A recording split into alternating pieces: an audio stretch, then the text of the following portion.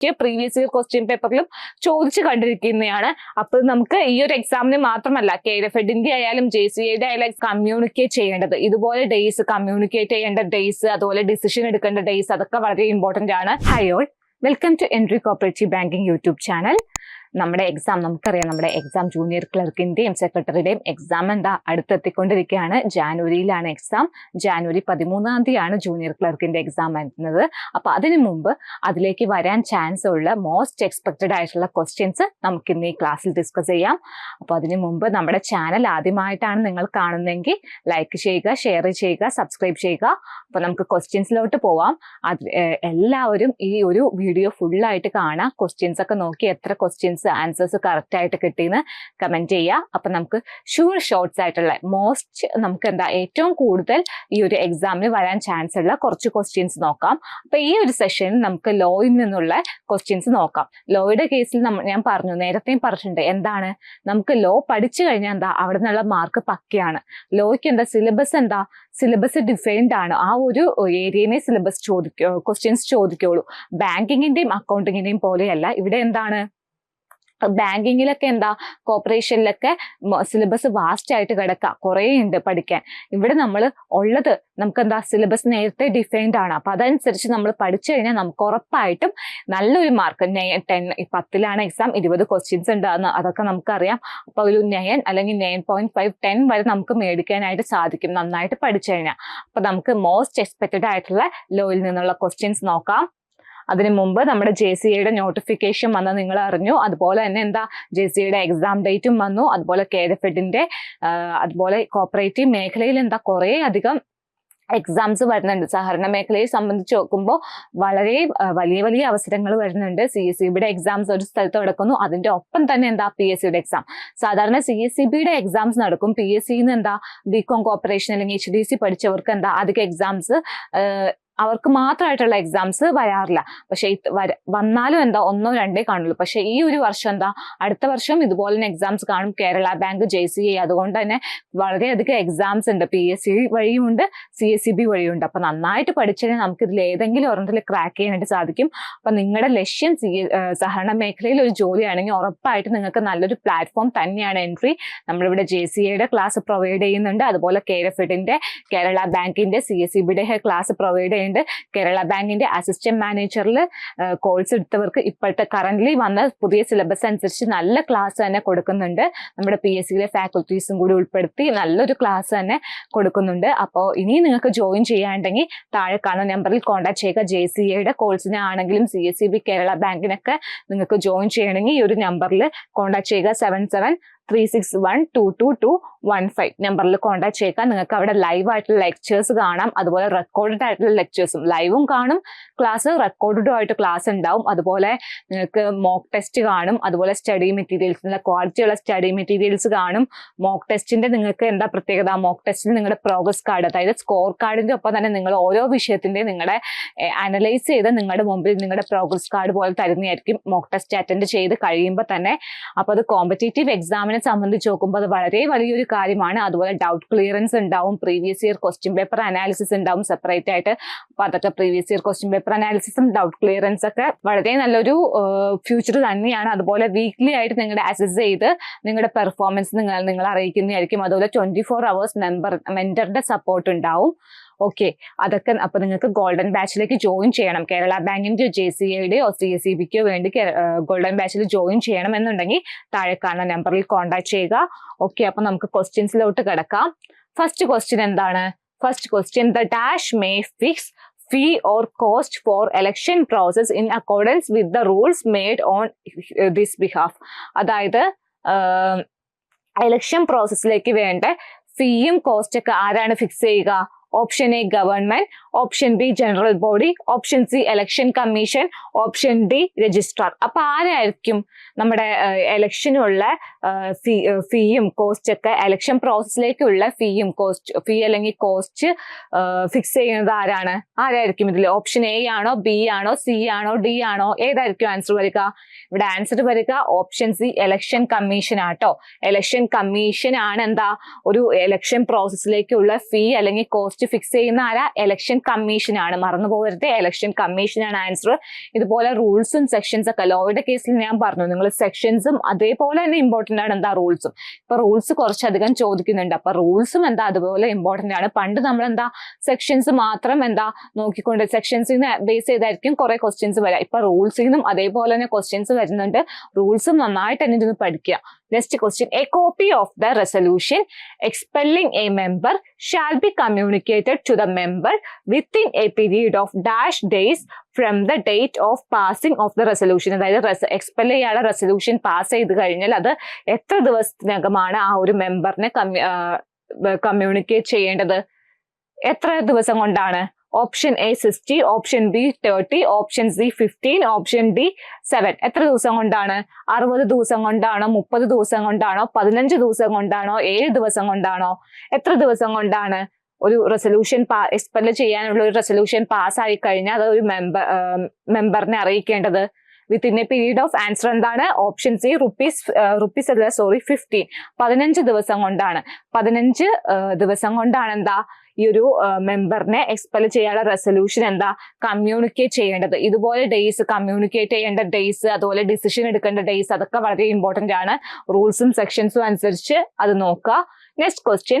For giving the approval for registration, the objects of the society should be in accordance with the section dash of the act. അതായത് നമ്മൾ എന്താ ഒരു approval, registration approval കൊടുക്കുകയാണ്. അതായത് for giving approval for the registration of the objects of the society should be in accordance with the section dash of the act. അതായത് ഒരു സൊസൈറ്റിയുടെ objects എന്താണ്? അപ്രൂവൽ, രജിസ്ട്രേഷന് വേണ്ടി അപ്രൂവൽ നമ്മൾ കൊടുക്കുകയാണെങ്കിൽ അത് ഏത് സെക്ഷനാണ്? For giving approval four registration the objects of the society should be in accordance with the section 2 ആണോ 3 ആണോ 4 ആണോ 6 ആണോ രജിസ്ട്രേഷൻ കൊടുക്കുമ്പോൾ നമ്മുടെ ഒബ്ജക്ട്സ് ഏത് സെക്ഷനെ ബേസ് ചെയ്തായിരിക്കണം? അക്കോർഡിംഗ്ലി ആയിരിക്കണം. 2 ആണോ 3 ആണോ 4 ആണോ 6 ആണോ? വളരെ സിമ്പിൾ ആയ ചോദ്യമാണ്, കഴിഞ്ഞൊരു എക്സാമിന് ചോദിച്ചാണ്, പക്ഷെ ചിലവരൊക്കെ തെറ്റിച്ചു. ആൻസർ എന്താണ് വരിക ഇവിടെ? ഇവിടെ ആൻസർ വരിക ഓപ്ഷൻ സി തന്നെയാണ്, 4 ആണ്. സെക്ഷൻ 4 അനുസരിച്ചായിരിക്കണം എന്താ ഒബ്ജക്ട്സ് വരേണ്ടത്. സെക്ഷൻ 4 ആണ് answer.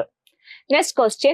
A society can transfer its assets and liabilities in whole or in part to any other society by. അതായത് ഒരു സൊസൈറ്റിക്ക് എന്താ ആ സൊസൈറ്റിയുടെ ഷെയർസും അസറ്റ്സും ലയബിലിറ്റീസും എന്താണ് വേറൊരു സൊസൈറ്റിയിലേക്ക് ഫുൾ ആയിട്ടോ അല്ലെങ്കിൽ പകുതി പാർട്ടായിട്ടോ എന്താ കുറച്ച് ഭാഗം വേറൊരു സൊസൈറ്റിയിലേക്ക് ട്രാൻസ്ഫർ ചെയ്യണം. അങ്ങനെയാണെങ്കിൽ അത് എങ്ങനെ നടപ്പാക്കും നമ്മൾ? Option A resolution passed by board within a simple majority. അതായത് സിമ്പിൾ മെജോറിറ്റിയിൽ എന്താ ബോർഡ് റെസൊല്യൂഷൻ പാസ് ആക്കി കഴിഞ്ഞാൽ നമുക്ക് ട്രാൻസ്ഫർ ചെയ്യാൻ പറ്റും. Option B resolution passed by the general body within 2/3 majority present and voting. അതായത് ജനറൽ ബോഡി എന്താണ് റെസൊല്യൂഷൻ പാസ് ചെയ്യാണ് എങ്ങനെ? With a 2/3 majority. Present and വോട്ടിംഗിലെ 2/3 പ്രസന്റ്, അതായത് ഒരു ആ മീറ്റിംഗിൽ ഉണ്ടായവരിൽ നിന്ന് 2/3 വോട്ട് ചെയ്തവരിൽ നിന്ന് 2/3 മെജോറിറ്റിയിലൂടെ എന്താ റെസൊല്യൂഷൻ പാസ് ചെയ്യാണ് general body. Option C resolution passed by the board of directors with a 2/3 majority of the member present and voting. Option D resolution passed by the general body with a simple majority. ഏതായിരിക്കും answer വരിക? ഇവിടെ answer വരിക ഏതാണ്? Answer വരിക option B resolution passed by the general body with a 2/3 majority present and voting ആണ് answer ആയിട്ട് വരാട്ടോ. അതായത് ഒരു society can transfer its assets and liabilities in whole or in part to any other society. അതായത് ഒരു സൊസൈറ്റിക്ക് അവരുടെ full അസറ്റ്സോ ലയബിലിറ്റിയോ അല്ലെങ്കിൽ അസറ്റ്സിന്റെയും ലയബിലിറ്റിയിലെയും കുറച്ച് ഭാഗം എങ്ങനെ ട്രാൻസ്ഫർ ചെയ്യാൻ പറ്റും വേറൊരു സൊസൈറ്റിയിലേക്ക്? എങ്ങനെയായിരിക്കും? Resolution passed by the general body with a 2/3 majority present and voting ആണ് ആൻസർ ആയിട്ട് വരാം. നെക്സ്റ്റ് ക്വസ്റ്റ്യൻ, അതൊക്കെ ഏത് സെക്ഷൻ ഏതൊക്കെ റൂൾ സംബന്ധിച്ചാണ്, അതൊക്കെ വളരെ ഇമ്പോർട്ടന്റ് ആട്ടോ. Next question, dash is the link between the governing body and the team of officials in charge of execution of policies and day to day administration. അതായത് governing ബോഡിയും അതുപോലെ ഒഫീഷ്യൽ ഇൻചാർജ് ഉള്ള ടീമുമായിട്ടുള്ള link ആരാണ്? Option A president ആണ്, option B chief executive officer, option C manager, option B board. അപ്പൊ ആരായിരിക്കും ആ ഒരു ലിങ്ക്? ഇവിടെ ഏത് ആൻസർ വരിക? ഓപ്ഷൻ എ ആണോ, ബി ആണോ, സി ആണോ, ഡി ആണോ ആൻസർ ആയിട്ട് വരിക? ഇവിടെ ആൻസർ ആയിട്ട് വരിക ഏതാണ്? Option B, chief executive officer. Chief executive officer is the link between the governing body and the team of officials in charge of execution of policies and day to day administration. Next question, which of the following is not a basic member right? അതായത് ഒരു മെമ്പറുടെ basic right ആയിട്ടുള്ള അല്ലാത്തത് ഏതാണ് എന്നാണ് ചോദ്യം. ഫസ്റ്റത്തെ option എന്താണ്? Elect and remove the chairman. Option B, obtain relevant information of the cooperative on A timely and regular basis. Participate in general body. Elect and remove members of the board. ഇതിൽ ഏതായിരിക്കും?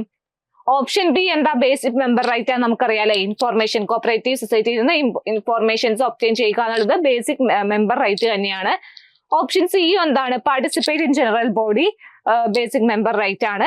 Option D ആയിരിക്കോ, option A ആയിരിക്കോ? Elect and remove chairman ആണോ, elect and remove the member of the board ആണോ? ഏതാണ്? Option D എന്താ? Basic member right ആണ്. അപ്പൊ ആൻസർ ഏതാ വരാ? Option A, elect and remove chairman. Elect and remove chairman എന്താ? അതൊരു ബേസിക് മെമ്പർ റൈറ്റ് അല്ല. നോട്ട് ചെയ്യാട്ടോ അറിയാത്തവര്. Next question, according to rule 15A. Rule 15A അനുസരിച്ച് society is classified on the basis of, അതായത് റൂൾ 15A അനുസരിച്ച് സൊസൈറ്റീസിനെ എങ്ങനെയാണ് classify ചെയ്യുക? Option A, എന്ത് ബേസിസിലാണ് സൊസൈറ്റിനെ ക്ലാസിഫൈ ചെയ്യുക എന്നാണ് ചോദ്യം. ഓപ്ഷൻ എ, ഫിനാൻഷ്യൽ പൊസിഷൻ അനുസരിച്ചാണ് 15A റൂൾ 15A ക്ലാസിഫൈ ചെയ്യുന്നത്. Option B, membership. Option C, principal object. Option D, area of operation. അപ്പൊ ഇത് ഏതാണ് ആൻസർ വരിക? According to rule 15A society is classified on the basis of, ഏതിന്റെ ബേസിസിലാണ് rule 15A അനുസരിച്ച് സൊസൈറ്റിനെ ക്ലാസിഫൈ ചെയ്യുക? ആൻസർ വരിക option C, principal object. Principal, according to rule 15A society is classified on the basis of its principal object ആണ് answer ആയിട്ട് വരിക. Next question, a member of a cooperative society may be expelled if he fails to comply with the provisions of the bylaw, act against the interest of the society, have any disqualification. Option D, both A and B. അപ്പൊ ഏതായിരിക്കും answer വരിക? എങ്ങനെയായിരിക്കും ഒരു മെമ്പറിനെ expel ആക്കാൻ പറ്റുക? Expulsion തന്നെ. A member of a cooperative society may be expelled if he, ഏതാണ് answer വരിക അവിടെ? ഏതായിരിക്കും ആൻസർ ആയിട്ട് വരിക? ആൻസർ ആയിട്ട് വരിക option D, both A and B ആണ്. Fails to comply with the provisions of the society, അല്ലെങ്കിൽ പിന്നെ എന്താണ്? Act against the interest of society. Act against the interest of സൊസൈറ്റിയോ അല്ലെങ്കിൽ fails to comply with the provisions of bylaw ആട്ടോ. Fails to comply with the provisions of bylaw. Fails to comply with the provisions of bylaw, അല്ലെങ്കിൽ പിന്നെ എങ്ങനെയാണ്? Act against the interest of the society. ഈ രണ്ട് കേസും വന്നാൽ എന്താണ്? ഒരു സൊസൈറ്റിയിലെ ഒരു മെമ്പറെ നമ്മൾ എന്താക്കും? എക്സ്പെൽ ചെയ്യും. ഓർത്തു വയ്ക്കുക, ബോത്ത് എ ആൻഡ് ബി ആണ് ആൻസർ ആയിട്ട് വന്നത്. ഇത് മിക്ക പ്രീവിയസ് ഇയർ ക്വസ്റ്റ്യൻ പേപ്പറിലും ചോദിച്ചു കണ്ടിരിക്കുന്നതാണ്. അപ്പൊ നമുക്ക് ഈ ഒരു എക്സാമിന് മാത്രമല്ല, KFED ആയാലും JCA ആയാലും എക്സാംസിന് പ്രതീക്ഷിക്കാം. Okay, next question, dash shall specify the individual maximum share holding in a cooperative society. അതായത് ഒരു കോപ്പറേറ്റീവ് സൊസൈറ്റിയിലെ ഇൻഡിവിജ്വൽ ആയിട്ടുള്ള മാക്സിമം ഷെയർ ഹോൾഡിംഗ് പവറിനെ, അതായത് എത്ര ഷെയർ ഹോൾഡിംഗ് ലിമിറ്റ് ആരാണ് സ്പെസിഫൈ ചെയ്യുക? Option A, government. Option B, registrar. Option C, chief executive. Option D, managing committee. ഇപ്പൊ ഇതിൽ ഏതായിരിക്കും ആൻസർ വരിക? ആരായിരിക്കും സ്പെസിഫൈ ചെയ്യുക? ഗവൺമെന്റ് ആണോ, രജിസ്ട്രാർ ആണോ, ചീഫ് എക്സിക്യൂട്ടീവ് ആണോ, മാനേജിംഗ് കമ്മിറ്റി ആണോ?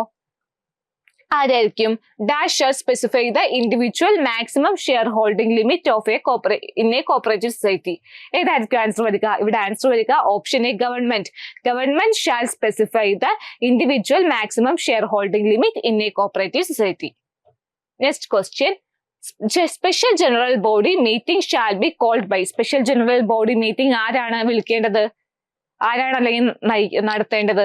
Option A, registrar. Option B, chief executive.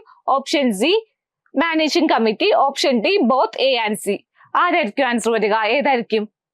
Special general body meeting shall be called by. Answer വരിക എന്താണ്? രജിസ്ട്രാർ ആൻഡ് ചീഫ് എക്സിക്യൂട്ടീവ് അല്ല. പിന്നെ ആൻസർ എന്താണ്? Registrar and managing committee. Both A and C ആണ് answer ആയിട്ട് വരിക. Registrar അല്ലെങ്കിൽ managing committee ആണ് എന്താ? സ്പെഷ്യൽ ജനറൽ ബോഡി മീറ്റിംഗ് വിളിക്കുക. Shall be called by registrar and managing committee.